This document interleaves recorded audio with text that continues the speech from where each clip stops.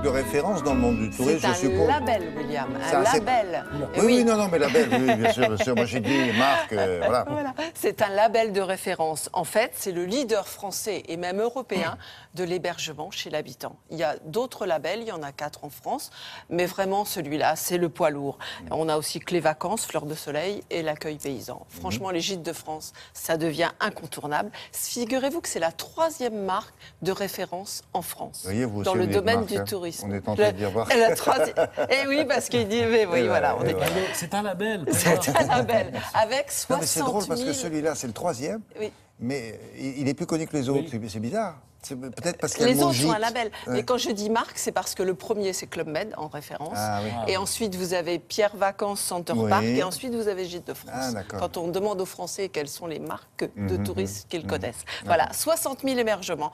Et il faut dire que c'est né au début des années 50 et c'est né dans les Alpes de Haute-Provence pour subvenir après la guerre à une petite agriculture qui n'était pas, c'était pas simple à remettre en route. Donc, on allait chez le paysan et on partageait sa vie. Ça faisait un petit apport en plus. Alors, on lui donnait un coup de main et vous aviez droit au gîte et au couvert. Oui, et puis ou soit on commençait un petit peu à payer, si vous voulez, pour des vacances. Alors, c'est né en 51-53, dans les Alpes de Haute-Provence. Mais le label, lui, de la Fédération nationale des gîtes de France, est arrivé en 55. C'est pour ça qu'ils fêtent cette année leurs 60 ans, avec un président heureux qui s'est occupé depuis 5-6 ans à moderniser ce label.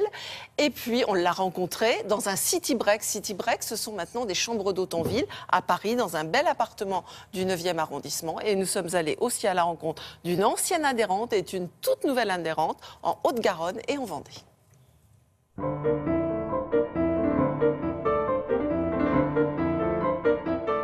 Quel bel âge pour les gîtes de France qui ont été lancés il y a 60 ans dans les Alpes de Haute-Provence. La première année, il y avait 30 structures en 1951 et nous avons créé la Fédération des gîtes de France en 1955. Et depuis, l'aventure continue. Nous avons aujourd'hui 60 000 structures gîtes de France. Nous avons 38 millions de nuitées. C'est 31 500 emplois par le mouvement des gîtes de France. Le concept des gîtes de France, c'est l'accueil chez l'habitant, par l'habitant. C'est très important pour nous. 60 ans après, c'est mission accomplie car on a rénové le patrimoine, on accueille les touristes étrangers français et on est présent dans toute la France, à la montagne, à la campagne et à la mer, et même en ville. Et oui, la ville, ils s'y sont mis aussi. Et même à Paris, dans ce city break très élégant, un bel appartement à la fois arty et lumineux du 9e arrondissement.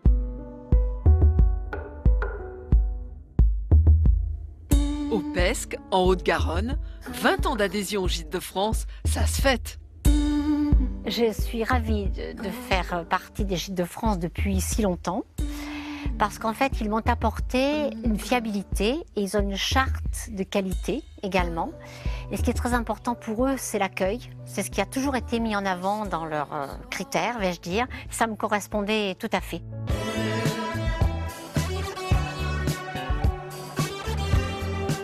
Cette maison, je l'ai achetée parce que j'ai aimé l'endroit. J'ai visualisé le jardin immédiatement. La première chose que j'ai faite, ça a été planter des fleurs. J'aime faire découvrir le trésor caché de notre région, particulièrement le pastel. Je mets dans les chambres des petits savons au bleu de Lectoure. J'ai décoré mes chambres uniquement avec des objets de brocante. J'adore le linge ancien. Mes chambres, je les ai installées dans un esprit campagne chic, un peu broc. Je n'ai rien contre l'esprit bohème. La campagne à la mer, à 3 km de l'océan, un logis vendéen vient d'adhérer au label. Dans le respect du patrimoine, avec un souci du décor, en adéquation avec son époque. La maison a été construite avant la Révolution. On ne sait pas exactement à quelle période, mais on sait qu'elle a brûlé en partie à la Révolution et que c'était un relais de chasse. Ensuite, elle a été propriété de différents armateurs, propriété familiale, et nous l'avons rachetée en octobre 2011 afin d'y faire des chambres d'hôtes. Nous avons gardé les murs en pierre apparente, des poutres, des taumettes et une auge, notamment dans notre première chambre, les granges. Et puis on a voulu garder cet aspect un peu bord de mer, repos, tranquillité, et notamment dans notre chambre familiale avec le plancher un peu en planche vieillie, la baignoire, etc.